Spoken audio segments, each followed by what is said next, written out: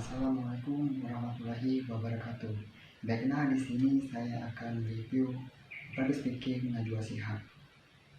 Kreativitas program acara Najwa Shihab ini yang dibawakan Najwa Shihab mendidik, bermutu, dan menghibur. Selain itu ditambah lagi dengan kemampuan Najwa Shihab dalam memandu acara dengan intelek, lugas, dan kritis, sehingga acara ini banyak disukai oleh masyarakat Indonesia. Selain itu, Najwa Shihab mempunyai ciri khas, di mana ciri khas ini ia sering melakukan bahasa tubuh, tetapi bukan hanya bahasa tubuh saja yang ia sering lakukan, melainkan ada ekspresi wajah, intonasi suara, mengatur pernapasan. Namun di sini ia sering menatap tajam audiensnya atau menatap tajam narasumbernya untuk mendapatkan informasi secara mendalam. Namun tatapan tajam ini seringkali disebut dengan mengintimidasi narasumber. Tatapan tajam ini berarti ia menyukai topik pembicaraan yang dibicarakan oleh narasumber. Dan sebagai public speaking yang profesional, tentu Najwa Shihab ini mempunyai ide-ide yang menarik dan teknik-teknik menarik untuk menggali informasi-informasi yang belum diketahui oleh audiens atau masyarakat umumnya.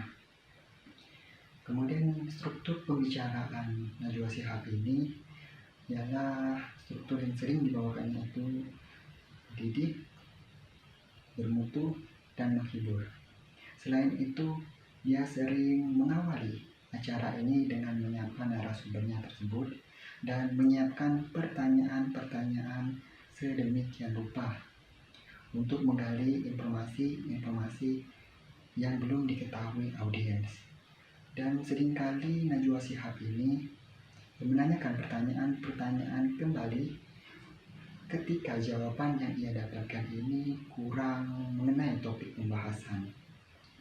Selain itu, topik juga merupakan pembahasan atau pembicaraan yang menarik perhatian audiens. Sebagai public speaking yang profesional, tentu saja harus menggunakan pemilihan kata yang baik, tepat, dan sopan, sehingga audiens mengerti apa yang ia sampaikan. Kemudian ada kemampuan Najwa Shihab dalam public speaking. Kemampuan Najwa Shihab dalam public speaking mulai dari gaya bahasanya, penyampaian dan penguasaan materinya sudah dilakukan dengan baik dan sudah dilakukan secara profesional. Kemudian caranya membujuk narasumbernya agar terciptanya atau terwujudnya komunikasi yang efektif. Selain itu, Najwa Shihab ini dapat memandu acara ini dengan intelek, lugas, dan kritis, sehingga acara ini dapat mengambil informasi-informasi yang belum diketahui oleh audiens atau masyarakat. Kemudian ada etika public speaking. Dalam public speaking tentu saja harus mempunyai etika untuk acara ini berjalan dengan lancar dan dapat memberikan kenyamanan antara narasumber dan audiens.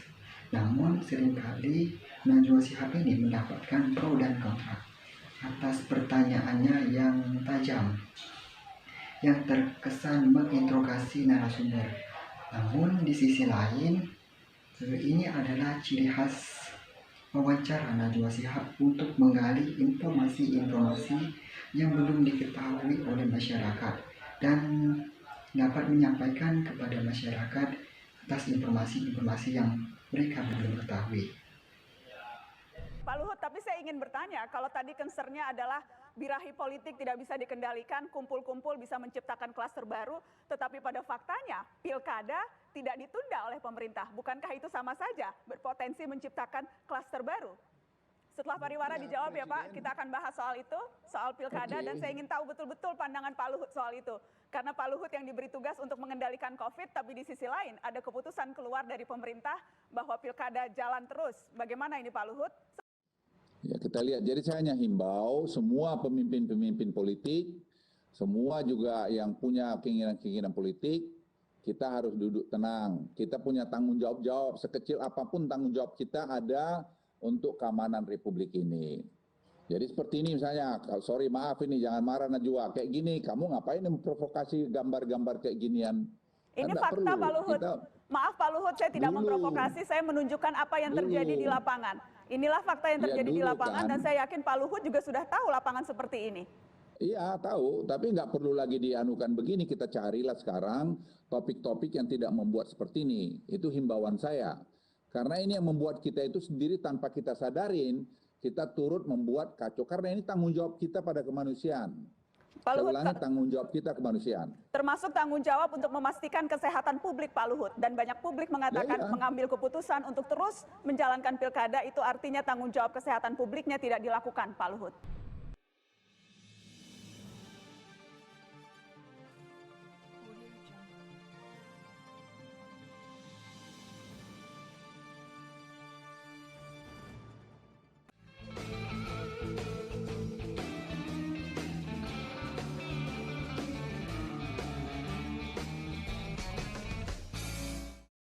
Selanjutnya mereview public speaking Ki Andik. Kreativitas public speaking Ki Andik, ia mampu berpikir lancar dan tidak kaku untuk menyampaikan ide-ide yang belum diketahui oleh orang lain ataupun pendapat.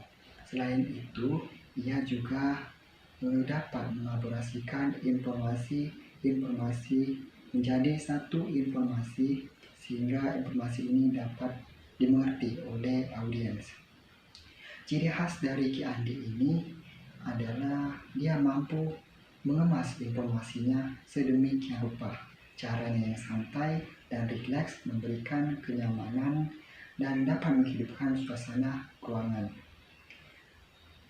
Dan tentunya Ki Andik mempunyai ide-ide yang menarik, ide-ide yang dapat menggali informasi secara mendalam.